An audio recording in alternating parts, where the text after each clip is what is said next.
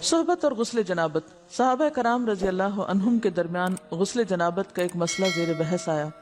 ایک گروہ کہتا تھا کہ غسل صرف دخول پہ فرض ہو جاتا ہے، انزال شرط نہیں، یعنی واٹر ڈسچارج جو ہے وہ ضروری نہیں. دوسرا گروہ بیان کرتا تھا کہ وجوب غسل کے لیے دخول کے ساتھ انزال بھی شرط ہے. یہ طویل مباحثہ کسی فیصلہ کن صورت پر منتج نہ ہوا. آخر قرار پایا کہ ام المومنین حضرت عائشہ رضی اللہ عنہا سے دریافت کیا جائے. حضرت عائشہ نے کہا کہ رسول اللہ صلی اللہ علیہ وسلم نے فرمایا: اذا جلس بین شعبها الاربع ومس الختان الختان فقد وجب الغسل.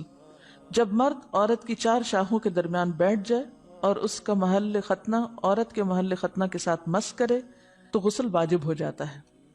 تو مسئلہ یہ ثابت ہوا کہ صرف دخول پر ہی مرد اور عورت جنبی ہو جاتے ہیں اور ان پہ غسل واجب ہو جاتا ہے، انزال یعنی منی کا نکلنا شرط نہیں. جنابت کے احکام. وجوب غسل کی حالت کو حالت جنابت کہتے ہیں. وجوب غسل یعنی جب غسل واجب ہو جاتا ہے تو اس حالت کو جنابت کہتے ہیں. جنابت کا لفظ جم سے، جم پہلو کو کہتے ہیں، نہیں بچنا. مندرجہ ذیل چار حالتوں میں مسلمان مرد اور عورت پر غسل کرنا فرض ہو جاتا ہے. نمبر 1، جوش کے ساتھ منی خارج ہونے کے بعد. اس میں احتلام بھی داخل ہے، یعنی کوئی ایسا خواب آئے یا ویسے. نمبر 2، صحبت کے بعد یعنی سیکشل انٹرکورس کے بعد. نمبر 3، حیض کے بعد. نمبر 4، نفاس کے بعد یعنی بچے کی پیدائش کے بعد. اس میں یاد رکھیے کہ بہت سے لوگ پوچھتے ہیں کہ اگر خواتین انٹرنل چیک اپ کرواتی ہیں تو کیا اس سے غسل واجب ہوتا ہے؟ تو کوئی غسل واجب نہیں ہوتا جب تک کہ ان چار چیزوں میں سے کوئی چیز نہ ہو. اس میں یاد رکھیے کہ بہت سے لوگ پوچھتے ہیں کہ اگر خواتین انٹرنل چیک اپ کرواتی ہیں تو کیا اس سے غسل واجب ہوتا ہے؟ تو کوئی غسل واجب نہیں ہوتا جب تک کہ ان چار چیزوں میں سے کوئی چیز نہ ہو.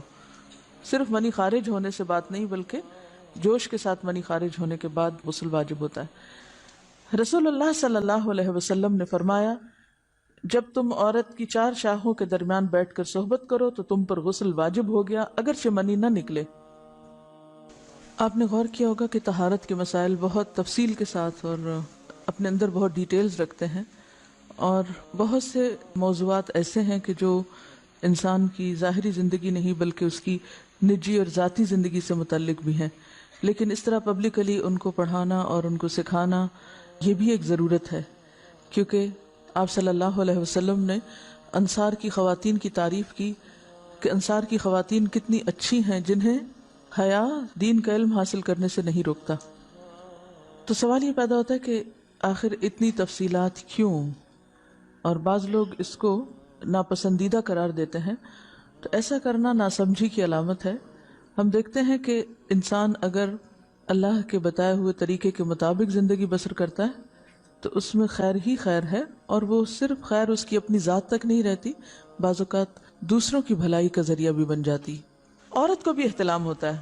ام المومنین حضرت سلمہ رضی اللہ عنہا روایت کرتی ہیں کہ حضرت ام سلیم نے رسول اللہ صلی اللہ علیہ وسلم سے کہا: اے اللہ کے رسول، یقیناً اللہ حق سے نہیں شرماتا. یعنی حق بات اور ایک ضروری بات جو ہے اس کو واضح کرنا ضروری ہوتا ہے، اور اس معاملے میں شرم سے کام نہیں لینا چاہیے. کہیں ایسا نہ ہو کہ انسان انجانے میں غلط کام کرتا رہے.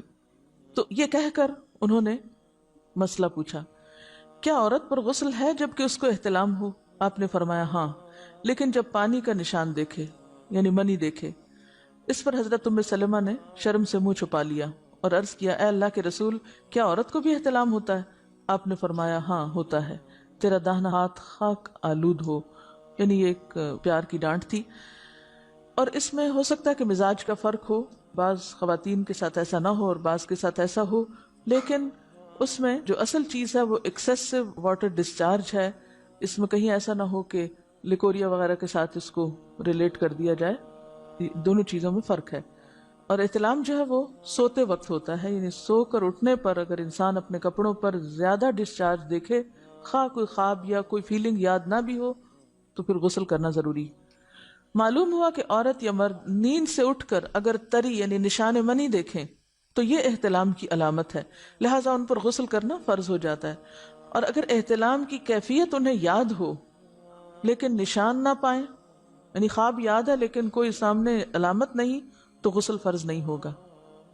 ایسی صورت میں شک کی ضرورت نہیں ہے کہ نہیں وہ میں نے خواب دیکھا اور مجھے خواب بالکل صحیح یاد ہے تو مجھے نہانا چاہیے. نہیں، محض خواب پر نہیں نہایا جائے گا جب تک کہ فزیکلی کوئی ایسی چیز سامنے دیکھی نہ جائے.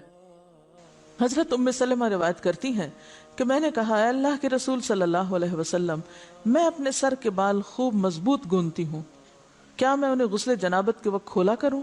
آپ نے فرمایا ان کا کھولنا ضروری نہیں، تیرے لیے یہی کافی ہے کہ 3 لپ پانی اپنے سر پر ڈالے، پھر اپنے سارے بدن پر پانی بہائے، پس تو پاک ہو جائے گی۔ یعنی بالوں کی جڑیں بھیگنا، سکن بھیگنا ضروری ہے، سارے بال کھولنا ضروری نہیں ہے۔ جنبی کے بالوں کا مسئلہ، حضرت عائشہ کو خبر ملی کہ حضرت عبداللہ ابن عمرو عورتوں کو غسل جنابت کے لیے بال کھولنے کا حکم دیتے ہیں۔ فرمانے لگی ابن عمرو پر تعجب ہے، انہوں نے عورتوں کو تکلیف میں ڈال دیا، وہ انہیں سر منڈوانے کا حکم کیوں نہیں دے دیتے؟ یہ حضرت عائشہ کی ڈانٹ تھی، یعنی وہ یہ تو کہنے کہ عورتیں بال کھول کھول کے نہائیں، تو وہ پھر سیدھا یہی کہے کہ عورتیں بال منڈوا لیں۔ میں اور رسول اللہ صلی اللہ علیہ وسلم ایک ہی برتن میں غسل کرتے، اور میں اپنے بال کھولے بغیر سر پر 3 چلو سے زیادہ پانی نہیں ڈالتی تھی۔ معلوم ہوا کہ غسل جنابت کے لیے بال کھولنے کی ضرورت نہیں، مگر یہ حکم صرف غسل جنابت کا ہے، غسل حیض کے لیے بالوں کا کھولنا ضروری ہے، کیونکہ وہ مہینے میں ایک دفعہ ہے۔ حضرت عائشہ سے روایت ہے کہ انہیں رسول اللہ صلی اللہ علیہ وسلم نے غسل حیض کے لیے فرمایا اپنے بال کھولو اور غسل کرو۔